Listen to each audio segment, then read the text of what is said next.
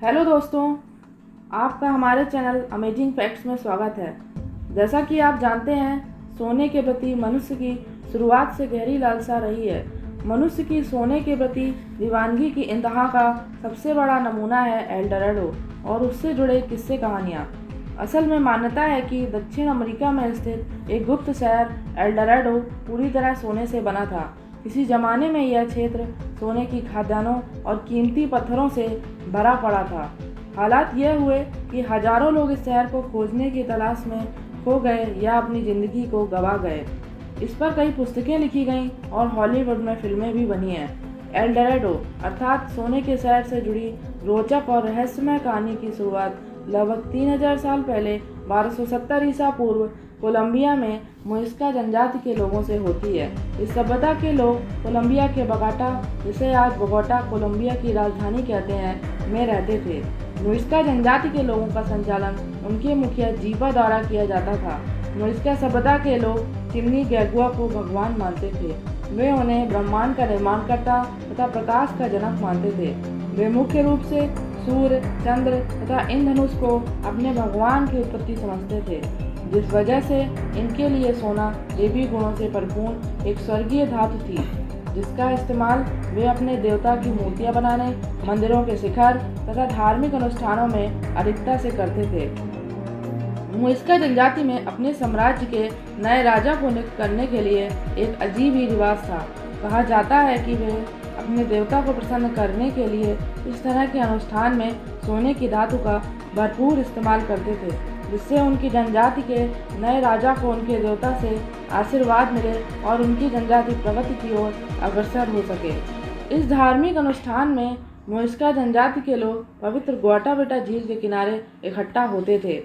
पवित्र ग्वाटाबेटा झील पर सैर के लिए बनाए जाने वाले गट्ठर पर सोना बिछाया जाता था। जिस व्यक्ति पर धार्मिक कार्य किया जाना होता था, उसे पूरी तरह से सोने की धूल से भिगो दिया जाता था। झील के किनारे इकट्ठा लोग अपने सोने के आभूषण गट्ठर पर रख देते थे। धार्मिक अनुष्ठान को पूरा कराने के लिए गट्ठर पर 4 धर्मगुरु भी आते थे, जो कि पूरी तरह से सोने की धूल से सने हुए होते थे। इसके पश्चात गट्ठर को पवित्र ग्वाटाबेटा झील के बीचों बीच ले जाया जाता था और झील के किनारे इकट्ठा हुए लोग अंगीठियां जलाते थे, ताकि धुएं से सूर्य की रोशनी कम हो जाए। तत्पश्चात चारों धर्मगुरु में से एक धर्मगुरु गट्ठर पर झंडा स्थापित करता था। इसका मतलब होता था कि सब शांत हो जाएं, अनुष्ठान शुरू होने वाला है। कुछ देर तक झील के बीचों बीच गट्ठर पर धार्मिक अनुष्ठान चलता था और बाद में सभी गट्ठर समेत पवित्र झील में छलांग लगा देते थे। माना जाता था कि यह प्रक्रिया पूरी होते ही जनजाति को एक नया और समर्थ राजा मिल जाता है।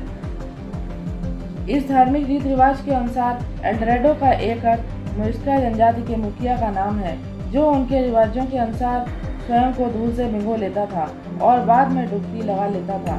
जब दक्षिण अमेरिका में रहने वाले स्पेनिश लोगों को दक्षिण अमेरिका के आदिवासियों से कोलंबिया के एंडीज पहाड़ों में रहने वाली जनजाति के बारे में पता चला, तो वे एल डोराडो की खोज में लालचवश निकल पड़े। बहुत से लोग इस शहर की तलाश में गए, पर या तो वे खो गए या मर गए।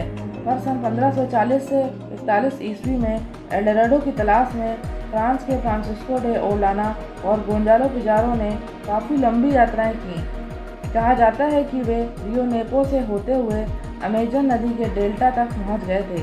उनकी साहसिक यात्रा में उन्हें इस जनजाति से जुड़े कुछ सोने के आभूषण और आर्टिफैक्ट तथा अमेजन के घने जंगलों में रहने वाले कई प्राणियों और वनस्पतियों के बारे में जानकारियां मिली, पर उन्हें कहीं सोने का शहर एल डोराडो न मिला। मुइस्का जनजाति से जुड़े सोने के आभूषण और आर्टिफैक्ट्स कोलंबिया के संग्रहालय बोगोटा में आज भी संरक्षित हैं। जब लोग एल डोराडो को नहीं खोज पाए, तो उन्होंने उनकी पवित्र झील ग्वाटाबेटा को खोजा, जिस पर मुइस्का जनजाति अपने नए राजा के लिए धार्मिक अनुष्ठान करते थे। सन 1545 ईस्वी में लाजारो फॉन्टे और हर्नन प्रेस दे कोज़दा ने इस झील के जल स्तर को कुछ लोगों की सहायता से कम करने की कोशिश की। वे झील के जल स्तर को 3 मीटर तक ही 3 महीनों में कम कर सके। इसके पश्चात बहुत कम मात्रा में सोने के आभूषण और आर्टिफैक्ट्स मिले, जिसकी कीमत आज के समय में लगभग $1 लाख के करीब होगी। 35 साल बाद एक बार फिर से सन 1580 में एक व्यापारी एंटोनियो दे एस्पुलबद ने कुछ लोगों की सहायता से झील के एक किनारे को गहराई तक खुदवाने के बाद उसके जल स्तर को 20 मीटर तक कम करने की कोशिश की। इस प्रक्रिया को करने में बहुत से लोग मारे गए। इसके पश्चात उन्हें बहुत से सोने के आभूषण और आर्टिफैक्ट्स मिले। इनकी कीमत आज के समय में 4 लाख US के करीब होगी। फिर भी सन 1801 में अलेक्जेंडर वॉन हम्बोल्ट, जो कि एक वैज्ञानिक थे, उन्होंने वैज्ञानिक तरीके से झील से 300 मिलियन US के करीब सोने के आभूषण और आर्टिफैक्ट प्राप्त किए, जो कि आज भी कोलंबिया के बोगोटा में संग्रहालय में संरक्षित हैं। इसके पश्चात ब्रिटिश की एक कंपनी ने सन 1898 में झील के स्तर को टनल की सहायता से कम करने की कोशिश की। पानी का जल स्तर कम हो जाने के बाद नदी में 4 फीट तक कीचड़ नजर आने लगा। इससे सोने की खोज करना ना के बराबर हो गया। नदी में कीचड़ पर सूर्य की रोशनी पड़ने के बाद कीचड़ सूखकर कंक्रीट में तब्दील हो गया। इसके पश्चात लोगों को उसमें से केवल 600 US के करीब ही सोने के आभूषण और आर्टिफैक्ट मिल सके। झील के सूख जाने के बाद भी बहुत से लोग लालचवश सोने की खोज में गए और उनके हाथ कुछ न लगा। सन 1945 ईस्वी में कोलंबिया की सरकार ने बोगोटा में पवित्र झील ग्वाटाविटा में सोने की खोज पर रोक लगा दी, पर आज भी लोगों को लगता है कि उस जनजाति के अजीबोगरीब रिवाज से झील की तलहटी में सोना बहुत मात्रा में दबा हुआ है। अगर आपको हमारी वीडियो पसंद आई हो तो इसे लाइक करें और अपने दोस्तों को शेयर करें। हमारे चैनल अमेजिंग फैक्ट्स को सब्सक्राइब करें और बेल आइकन दबाना ना भूलें ताकि नई वीडियोस का नोटिफिकेशन तुरंत पा सकें।